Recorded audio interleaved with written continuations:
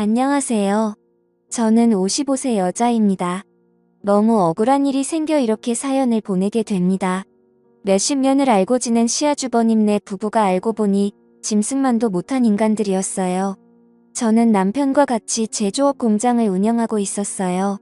플라스틱을 만드는 공장을 하는데 업체에서 주문한 플라스틱 용기나 제품을 만들고 있죠. 이 공장을 하기까지 남편과 함께 정말 수도 없이 많은 좌절을 맛봤어요. 저나 남편이나 워낙 밑바닥부터 일을 시작을 했고 몸으로 부딪혀서 여기까지 오게 된 거였거든요. 남편은 공장 직원으로만 10여 년 넘게 일을 했고 공장장이 된 후로 저와 같이 공장을 인수받아 일을 했어요. 공장하면서도 별일이 다 있었는데 기계를 납품한다고 돈을 가져가고 안 가져와서 사기를 당한 적도 있었고 대금이 밀린 채 부도가 날 회사 때문에 저희 공장도 휘청한 적이 한두 번 있었어요. 그렇게 몇 번의 고비를 겪고 나서 인건비라도 아껴보겠다며 저도 같이 공장에 나갔고 명절을 제외한 나머지는 매일같이 공장으로 출근을 해서 살다시피 했습니다. 주변에 같이 일하시는 분들도 다르지 저희 부부한테 어쩜 그렇게 열심히 사냐고 했어요. 그 정도로 악착같이 살았습니다. 이렇게 살다 보니 또 그만큼의 보상도 뒤따르더라고요. 지하 월세방에서 살던 내 식구가 큰 평수는 아니지만 32평대 아파트에서 살게 되었고 두 딸들 대학까지 다 보낼 수 있었어요. 그래도 아직까지 애들 생각하면 마음이 아픈 게 저희 부부는 돈 번다고 매일같이 공장에 나가 있었으니 제대로 같이 시간을 보낸 적도 없었어요. 딸 둘이서 알아서 다 밥 차려 먹고 설거지 해놓고 그랬죠. 그렇게 저희 공장이 어느 정도 자리를 잡혔을 때 남편의 형인 아주버님이 저희한테 일을 같이 좀 하자고 하시는 겁니다. 이 아주버님으로 말할 것 같으면 평생을 저희한테 손을 벌리고 사신 분이세요. 맨날 사업한다고 돈 좀 빌려달라 해놓고 돈도 안 갚으시고 장사한다고 돈 좀 빌려달라고 하면 1년도 안 돼서 다 말아먹으시는 분이셨죠. 얼마나 뻔뻔한지 돈 좀 갚으라고 하면 가족끼리 야박하게 무슨 돈을 갚냐고 하셨어요. 워낙 저희 남편 성격이 착해 빠지고 정이 많아서 시댁 식구들이 죽겠다고 죽는 소리 하면 다 도와주곤 했어요. 남편의 이런 성격이 남들한테는 100이어도 저한테는 0점이었네요. 그리고 아주버님이 이렇게 더 기고 만장했던 게 시어머니가 한몫하셨는데 저희 어머니는 본인 큰아들이면 아주 사족을 못 쓰세요. 같은 아들이어도 장남이 최고라며 장남이 하는 말이면 무조건 다 맞다고 하셨죠. 한 번은 시어머니가 저희 남편한테 네 형이 지금 돈 때문에 힘들어하는데 동생이라면 형님이 돈 좀 쓰세요 하면서 얼마 주워주고 그래야지. 너는 공장하면서 돈 벌고 있는데 네 형은 지금 직업도 업장이야 하시는데 저는 그런 어머니한테 안 된다고 했어요. 그러니 새노인네가 기운도 좋으니 저한테 빽소리를 지르며 식구들 다 있는 데서 표독을 퍼겁니다. 너넨 남의 집 식구 주제에 네가 뭔데 돈을 줘라 말아라 하고 있어. 겁대가리 없이 우리 큰아들이 하는 일에 업혀가면서 그 공장이 네 공장이냐 너는 그냥 쥐 죽은 듯이 시키는 거다 해라. 어딜 남자가 하는 일에 나서고 있어 하셨어요. 그러니 형님도 말했습니다. 동서 참말 서운하게 한다. 아니 공장하면서 돈 좀 벌었다 이거야 뭐야 지금 우리 애들 아빠 직업 없다고 무시해. 대단한 게 하는 것도 아니고 그깟 공장하면서 사람이 한결같아야지 참 속 보인다 하시는데 근데 저도 그런 형님한테 그럼 형님이랑 아주버님은 사람이 한결같으셔서 그동안 저희한테 빌려간 돈 한결같이 안 갚고 계시는 거세요. 형님이야말로 그 밥에 그 나물이라고 아주버님하고 똑같으시네요. 했어요. 매번 참고만 있었는데 할 말 다 했죠. 그러니 제 말이 끝나자마자 시어머니 신고 있던 슬리퍼를 저한테 던지면서 나가라고 소리를 치셨어요. 그렇게 못 빼어먹은 애가 집에 들어오니 눈에 뵈는 게 없지 하셨죠. 그러면서 너는 이런 대우받아도 싸다 하셨네요. 시댁 식구들 다 이런 식이었어요. 결국 남편은 본인 형을 직원으로 채용을 했어요. 근데 아주버님 3개월 정도 일하고 나오지도 않았죠. 제가 오죽하면 남편한테 당신은 어디서 주워온 자식 아니냐고 했어요. 그나마 남편이 제일 멀쩡했거든요. 그러다 제 나이 50되던 해 남편과 슬슬 노년을 계획해야 할 때 커다란 시련이 닥쳐왔습니다. 저희 남편이 하늘나라에 가게 되었어요. 급성 심근경색으로 사망을 하였는데 공장에서 혼자 있다가 그렇게 된 거였어요. 하필이면 그날 저희 둘째 딸이 대학 근처에 자취방을 알아봐야 돼서 제가 수원으로 올라가야 했거든요. 제가 공장에 없을 때 이런 일이 생긴 겁니다.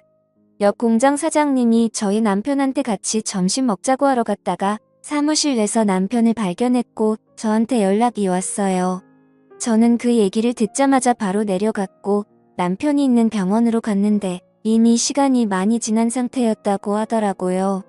그날 제가 딸한테 안 갔더라면 남편을 살렸을 텐데라는 후회가 정말 물밀듯이 밀려오고 죄책감까지 들었어요. 그리고 남편 장례식장에서 또 한 번 시댁 식구들과 한바탕 난리가 났어요. 쓰레기 같은 단토도는 무부와 시어머니가 저희 남편 장례식장에서까지 돈 얘기를 했더라고요. 장례식장 식사하는 데서 셋이서 쑥덕거리는 걸 제 친구가 듣고 저한테 얘기를 해줬는데 정말 장례고 뭐고 죄다 뒤집어 엎어놓고 싶었습니다. 여태까지 아주버님이 저희 부부한테 빌려간 돈이 총 7천만 정도 되었거든요. 근데 그 7천만 원 얘기를 하며 엄마 내가 둘째한테 빌린 7천만 원은 이제 안 갚아도 되는 거겠지라고 했대요. 그러니 시어머니가 아주버님을 팔로 슬쩍 치시냐 당연하지. 그 돈은 안 갚아도 되는 거야.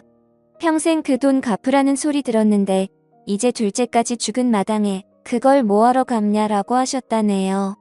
그러니 형님도 어머어머 그럼 우리 그 돈 안 갚아도 되는 거야? 우리 완전 개탄네 하면서 7천만 원 안 갚아도 되는 대신 상주 역할 톡톡 해야겠네 라고 하셨대요.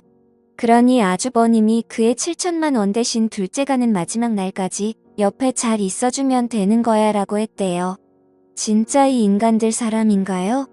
이 판소리 짓거렸으면서 시어머니는 장례식장 오자마자 주저앉으면서 대성통곡을 했고 저한테는 너 때문에 우리 아들이 죽었다며 우리 아들 당장 살려내라고 했었죠. 지금 생각하니 진짜 가증스럽기 짝이 없었네요. 그리고 화장터에서 난리치는 시어머니한테 어머님 이제 와서 우리 아들이라고요. 언제 저희 남편 아들 취급이라도 해주셨어요? 어머님한테 저희 남편은 돈 갖다 바치는 기계 아니었냐고요. 아니 아주버님이 제 수식어 참말이 심한 거 아니요. 라고 하는데 그런 아주버님한테도 아주버님도 그렇게 말씀하시면 안 되죠.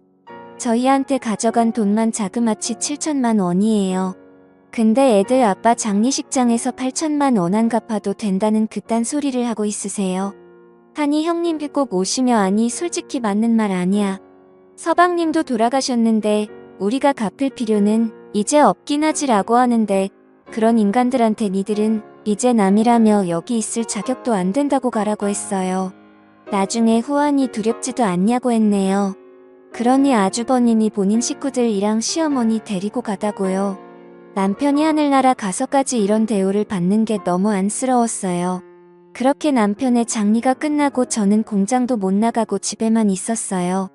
저희가 발주받은 물건은 옆 공장 사장님한테 남겼고요. 그렇게 2주 정도 지났을까요? 옆 공장 사장님이 급하게 전화가 온 겁니다. 그러면서 사장님 공장 내놨어요 라고 하는데 저는 무슨 소리냐고 했어요.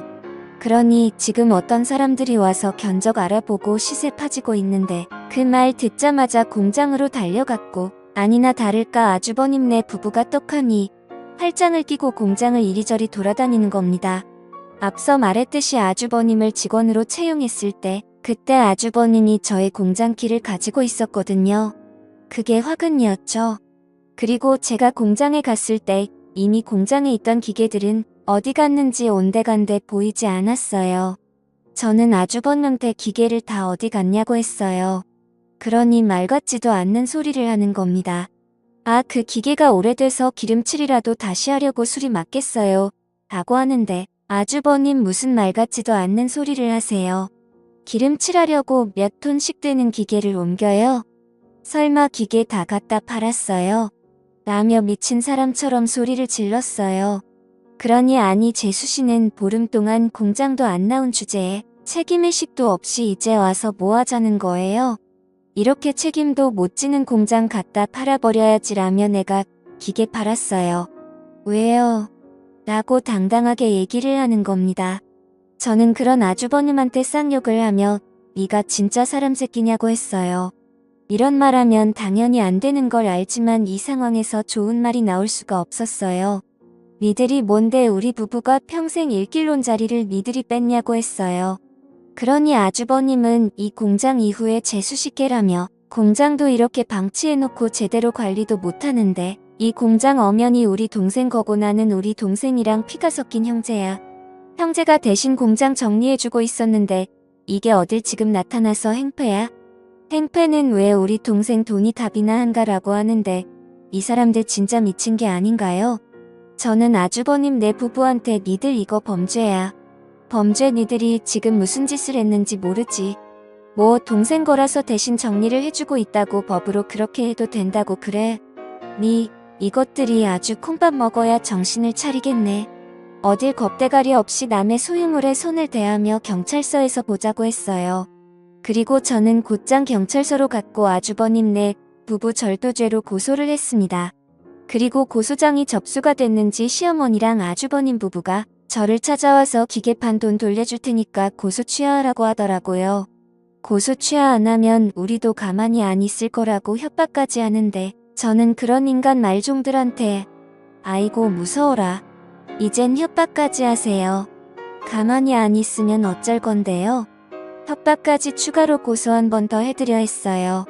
그러니 형님은 어떻게 가족끼리 고소를 안 하며 서방님이 살아계셔 ным 동서가 하는 일 보고 가만히 있겠냐고 하는데 저는 그런 형님한테 우리 애들 아빠가 살아있었으면 저한테 아주 잘했다고 박수라도 쳐줬겠죠. 당신들은 콩밥 먹고 제대로 정신 차려야 뱅생이 될까 말까 하는 인간들이라고 했어요. 아주버님 내 부부는 경찰서 출석해서 조사를 받았는데 아는 업자한테 거짓말까지 해가며 기계를 팔았더라고요. 제가 대신 팔아달라고 했다네요. 그렇게 기계판 돈이 자그마치 1억이 넘었고 경찰서에서 대질 조사받을 때 그 돈 다시 돌려주면 되지 않냐고 하는데 수사관도 어이없어 하시며 그게 다시 돌려준다고 되는 일이냐고 하시더라고요.